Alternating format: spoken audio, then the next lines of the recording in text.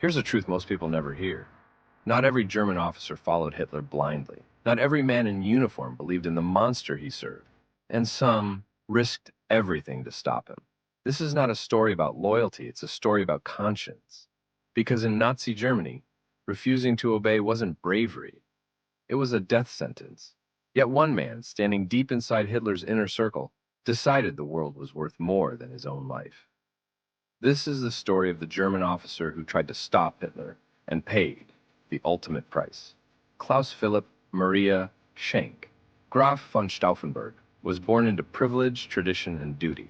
He wasn't a rebel. He wasn't a radical. He was raised to serve Germany.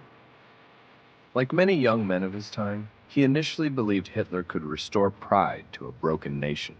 Germany was humiliated after World War I. Its economy crushed, its people starving, its identity shattered. And Hitler promised order, but war has a way of revealing truth. Stauffenberg watched as the regime he once supported descended into brutality.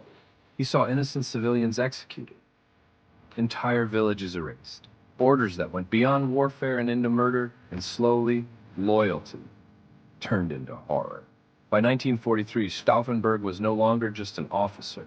He was a witness. Serving in North Africa, he watched as men were sent to die for nothing. Then came the airstrike.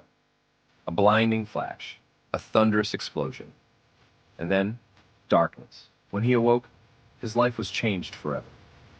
He had lost his right hand, 2 fingers on his left, 1 eye was gone. Most men would have been sent home, but not him. The injuries didn't weaken his resolve, they sharpened it. He had seen what Hitler's war truly was, and he decided it had to end.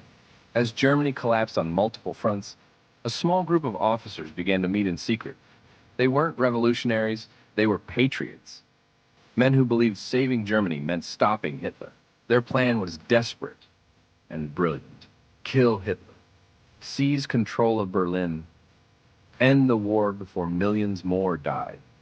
And at the center of it all stood Stauffenberg. Because of his rank, he was one of the few men allowed near Hitler himself. The risk was unimaginable, but so was doing nothing. July 20th, 1944. Inside a briefcase rested a bomb, powerful enough to kill everyone in the room. Stauffenberg carried it into the Wolf's Lair, Hitler's heavily guarded headquarters. The meeting room was hot. The windows were open. The table was thick oak, small details that would change history. He placed the briefcase beside Hitler, made an excuse, and left the room. Seconds later, the explosion tore through the bunker. Smoke, fire, screams. Stauffenberg believed he had succeeded. He left convinced Hitler was dead. But fate had other plans. Hitler survived. The heavy table had absorbed most of the blast. The open windows redirected the force. Within hours, the truth spread. The coup collapsed. The conspirators were hunted down. And Stauffenberg was arrested the very same night. In the courtyard of the Bendel block, under dim lights, Stauffenberg faced a firing squad. He did not beg. He did not scream. Witnesses later recalled his final words. Long live our sacred Germany. Not the Germany of Hitler, but the Germany he hoped could still exist.